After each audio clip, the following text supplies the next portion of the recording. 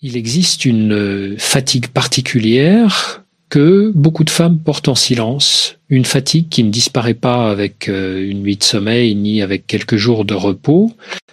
C'est pas seulement une fatigue du corps, mais une usure intérieure plus profonde, plus diffuse, qui s'installe lentement et finit par colorer toute l'existence. On peut continuer à fonctionner, à travailler, à s'occuper des autres, à sourire même, mais à l'intérieur, quelque chose s'épuise, comme une batterie qui se vide sans jamais se recharger complètement.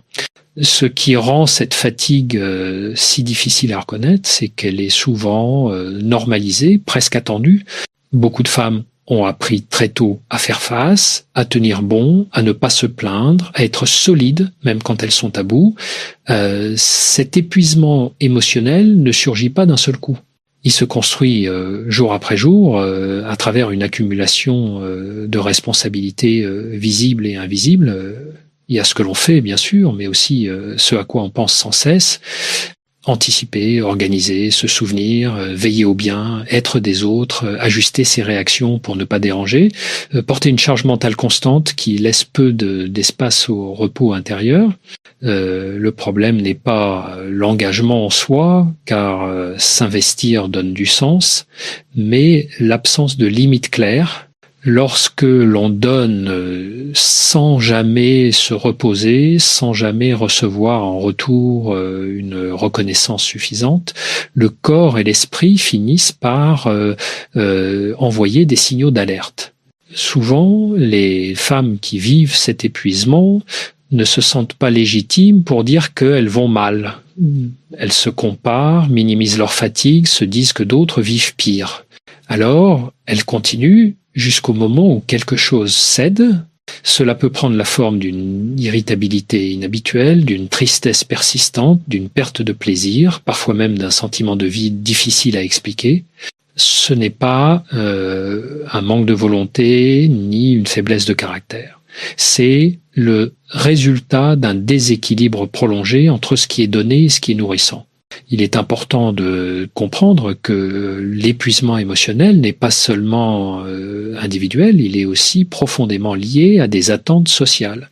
On attend encore trop souvent des femmes qu'elles soient disponibles, compréhensives, capables de tout gérer sans faillir. Cette pression silencieuse pousse à ignorer ses propres besoins, à repousser sans cesse le moment de s'arrêter. Mais le corps, lui, n'oublie rien. Ce que l'on ne s'autorise pas à ressentir s'exprime autrement, parfois sous forme de fatigue chronique, parfois sous forme de douleur diffuse ou de découragement profond.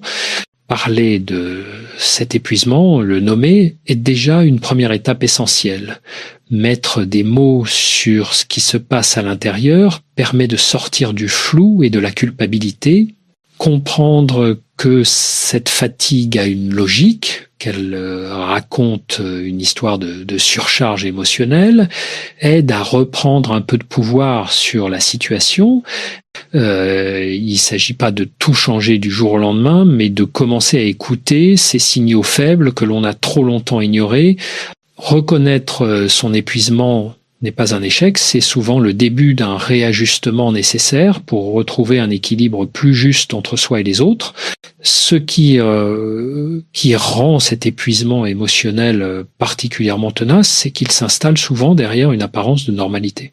Beaucoup de femmes continuent à accomplir leurs tâches, à répondre présentes, à tenir leurs engagements, même quand l'énergie intérieure est presque à zéro de l'extérieur. Tout semble fonctionner. À l'intérieur, en revanche, chaque effort coûte davantage. Il faut puiser plus profondément pour accomplir des gestes qui autrefois étaient simples. Cette dissonance entre ce qui est montré et ce qui est vécu crée un isolement silencieux car il devient difficile de demander de l'aide quand personne ne perçoit la fatigue réelle. Avec le temps, cette fatigue émotionnelle modifie la relation à soi. On commence à douter de ses capacités, à se sentir moins patiente, moins compétente, parfois même moins digne de ce que l'on reçoit. Certaines femmes décrivent une sensation de saturation permanente, comme si leur esprit était constamment occupé, incapable de se poser. Le repos physique ne suffit plus. car ce qui est épuisé, c'est la capacité à se sentir en sécurité intérieurement. Sans cet espace de sécurité, chaque sollicitation devient une pression supplémentaire. Il y a aussi un lien étroit entre l'épuisement émotionnel et la difficulté à exprimer ses limites. Beaucoup ont appris à dire oui avant même d'avoir vérifié si elles en avaient la force. Dire non peut provoquer une culpabilité immédiate, la peur de décevoir, de paraître égoïste ou insuffisante. Alors on continue à accepter, à s'adapter, à se plier jusqu'à ce que le corps impose un arrêt que l'esprit n'a pas osé formuler. Cet épuisement devient alors une forme de langage du corps, une manière de dire stop quand les mots n'ont pas été prononcés. Il est essentiel de comprendre que ce type de fatigue ne disparaît pas simplement en réduisant l'activité. Bien sûr, ralentir aide, mais cela ne suffit pas si les mécanismes profonds restent inchangés. Tant que l'on continue à se définir uniquement par ce que l'on fait pour les autres, tant que la valeur personnelle dépend du regard extérieur ou de l'utilité ressentie, le risque d'épuisement persiste. Retrouver de l'énergie passe aussi par une transformation intérieure, par une redéfinition de ce qui compte vraiment. Prendre conscience de cet état permet d'observer ses propres fonctionnements avec plus de bienveillance.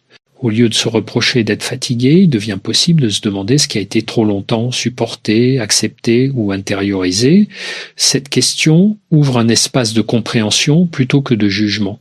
Elle permet d'identifier les sources invisibles de fatigue, celles qui ne figurent dans aucun agenda, mais qui pèsent lourdement sur l'équilibre émotionnel.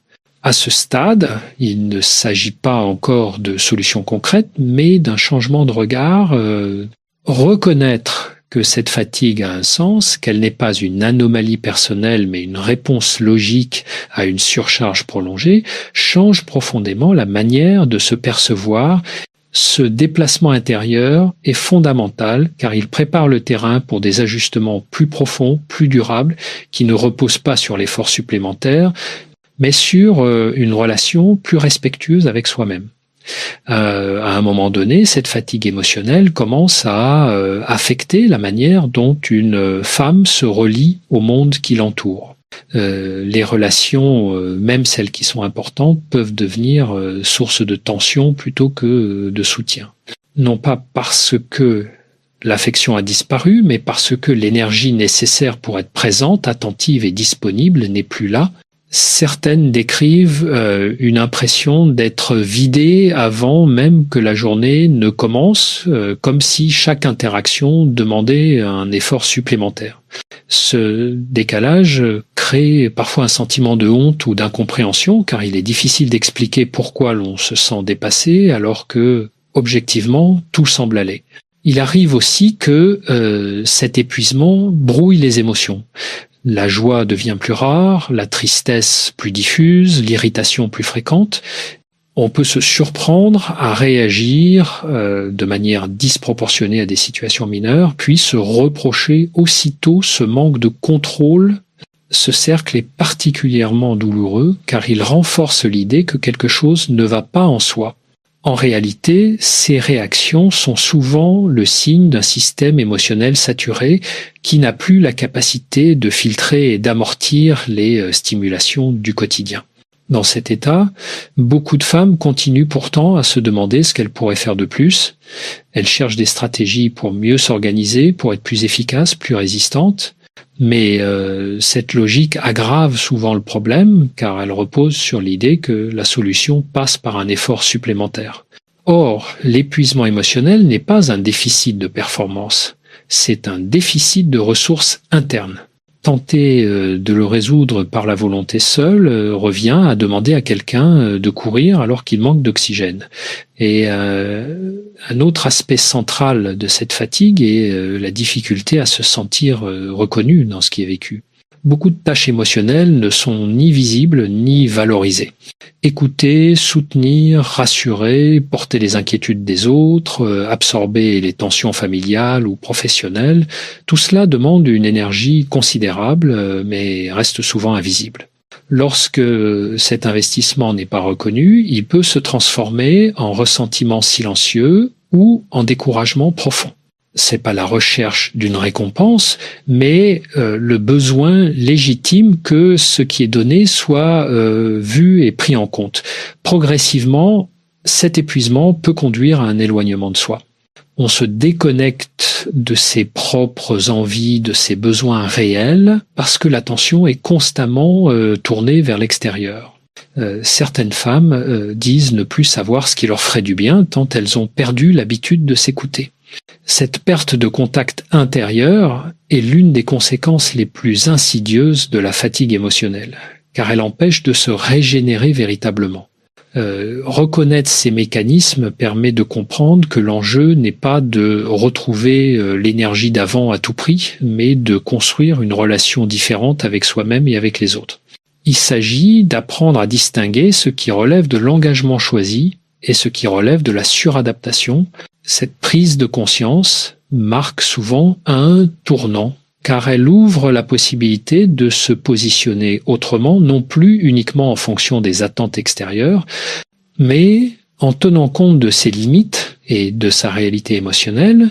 Lorsque l'on commence à regarder cet épuisement avec plus de lucidité, une question essentielle finit par émerger. À quel moment a-t-on cessé de se traiter avec la même attention que celle offerte aux autres ? Beaucoup de femmes découvrent que leur fatigue n'est pas seulement liée à ce qu'elles font, mais à la manière dont elles se sont progressivement oubliées. S'occuper des autres devient parfois une façon d'éviter de se confronter à ses propres besoins, à ses propres fragilités. Ce mécanisme est compréhensible, mais à long terme, il crée un déséquilibre profond car on ne peut pas indéfiniment se nourrir uniquement du don de soi. Apprendre à poser des limites devient alors un enjeu central, mais aussi l'un des plus difficiles. Poser une limite n'est pas refuser l'autre, c'est se respecter soi-même. Pourtant, pour beaucoup, cette idée reste abstraite. Dire non active immédiatement la peur de décevoir, d'être mal comprise, voire rejetée. Alors on repousse ce moment, on s'adapte encore un peu plus, jusqu'à ce que l'épuisement rende toute adaptation impossible.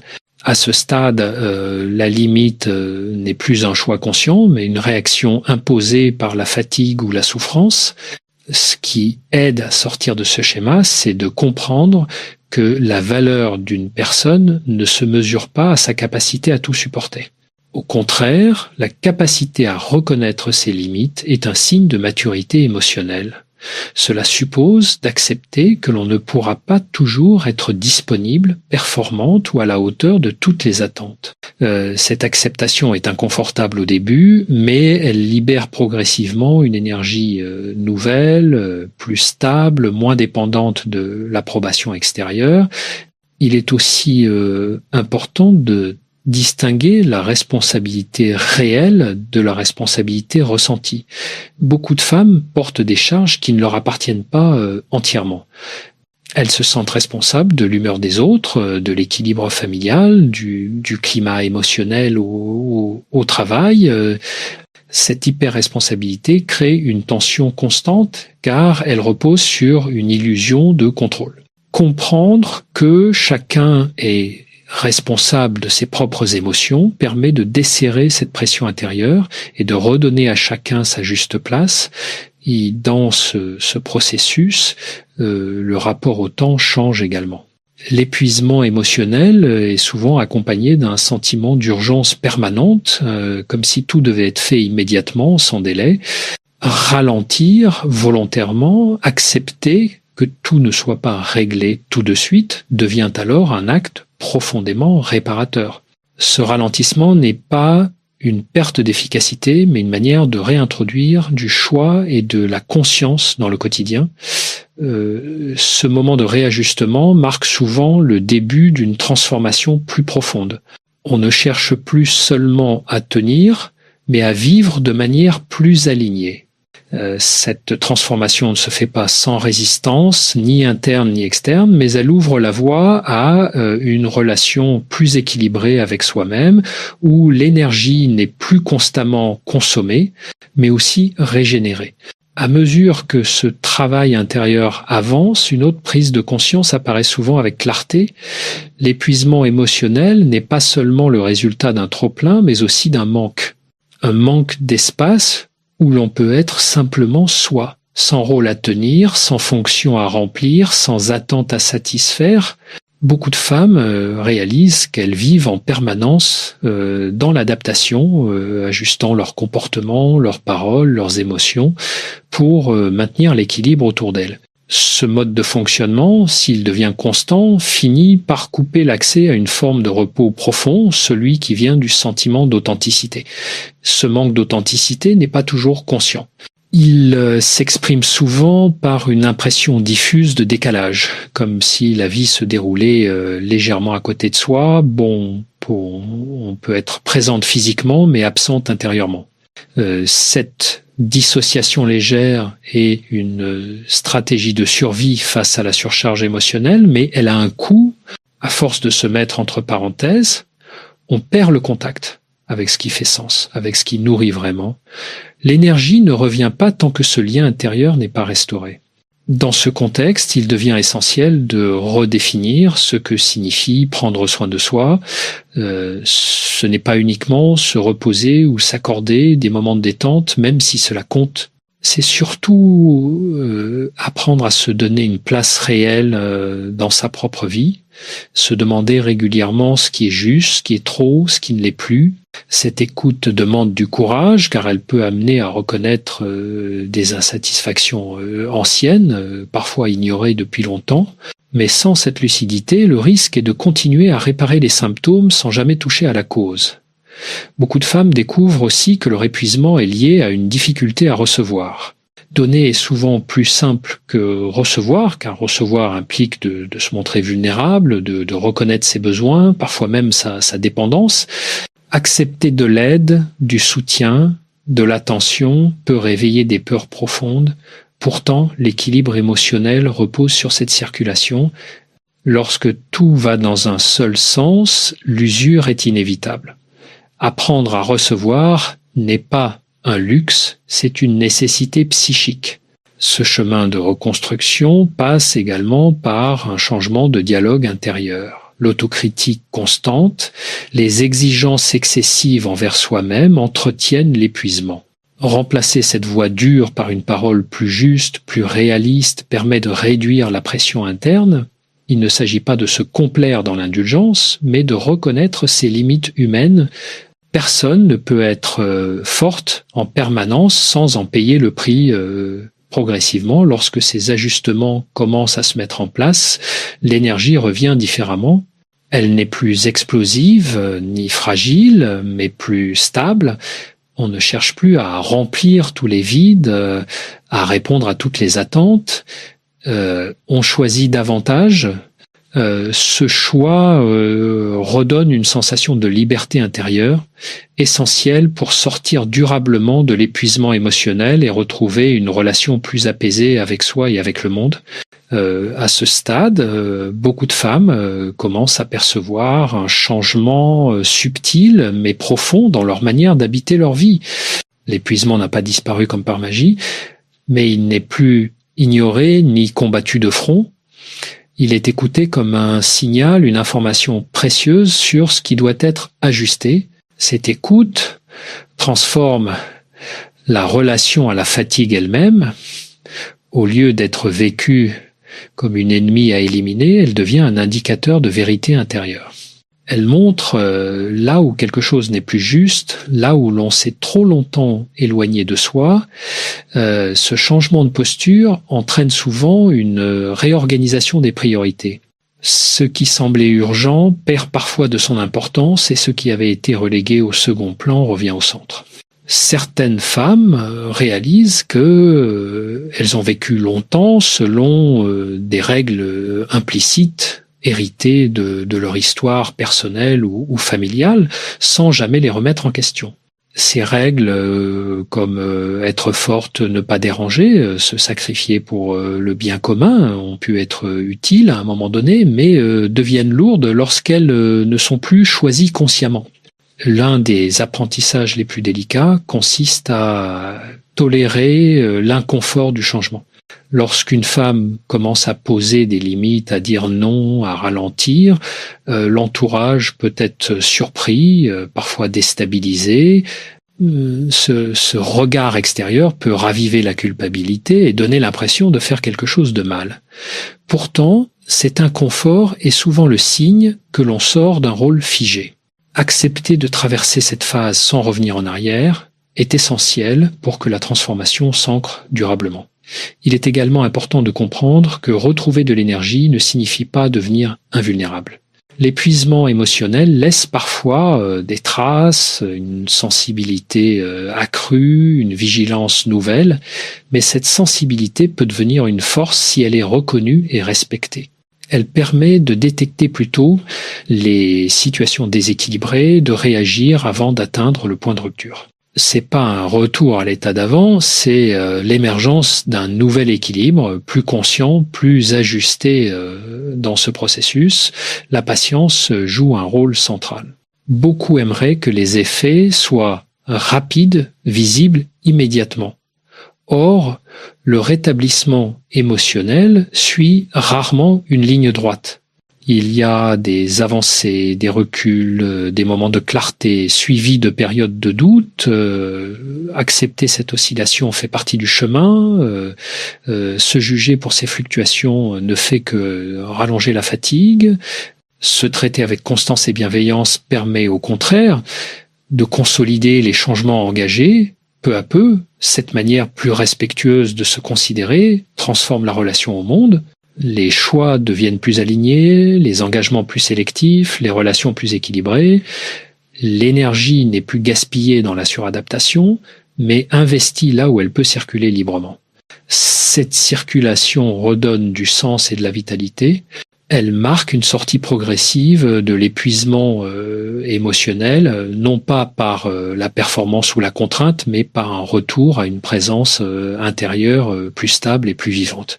Avec le temps, cette nouvelle manière de se positionner face à soi-même et aux autres produit un effet profond sur l'estime personnelle.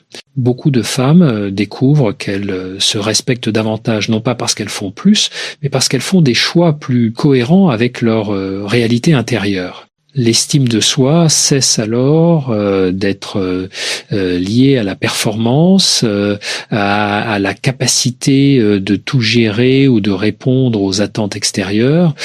Elle se construit sur quelque chose de plus stable, le respect de ses besoins, de ses limites et de son rythme propre. Ce déplacement intérieur modifie aussi la qualité des relations. Lorsque l'on sort de l'épuisement émotionnel, on devient moins tolérante aux liens déséquilibrés, non par dureté, mais par lucidité. On remarque plus vite les échanges qui demandent beaucoup et donnent peu, les situations où l'on s'efface pour préserver une harmonie fragile. Cette clarté permet de réajuster, parfois de s'éloigner, parfois simplement de changer sa manière d'être en relation. Ce tri n'est pas une perte, mais une protection nécessaire pour préserver l'énergie retrouvée.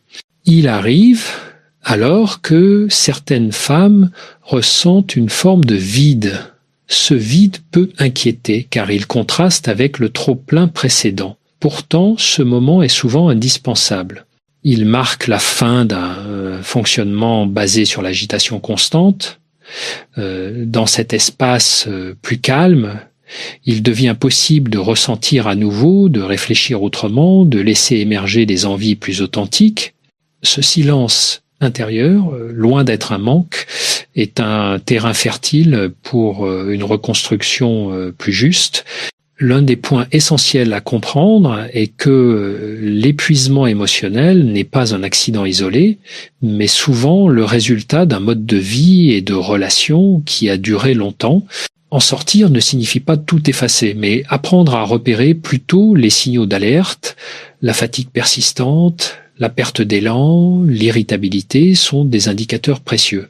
Les ignorer serait revenir à l'ancien schéma. Les écouter permet au contraire de préserver ce nouvel équilibre fragile mais précieux. À ce stade, beaucoup de femmes expriment un sentiment nouveau, celui d'une cohérence intérieure retrouvée. Elles ne se sentent pas forcément plus heureuses au sens spectaculaire du terme, mais plus stables, plus calmes, moins divisées intérieurement, et cette stabilité est souvent ce qui manquait le plus. Elle permet d'affronter les difficultés inévitables de la vie sans s'effondrer à chaque contrainte, parce que l'énergie n'est plus constamment dilapidée. Cette transformation n'a rien d'extraordinaire ni de visible à l'extérieur, mais elle change profondément la manière de vivre. On ne cherche plus à prouver sa valeur, on la reconnaît. On ne s'oublie plus systématiquement pour préserver les autres.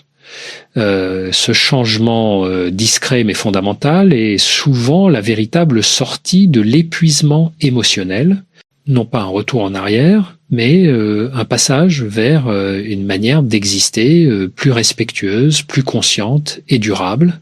Arrivé à ce point, une compréhension plus fine s'installe autour de la fatigue émotionnelle chez les femmes.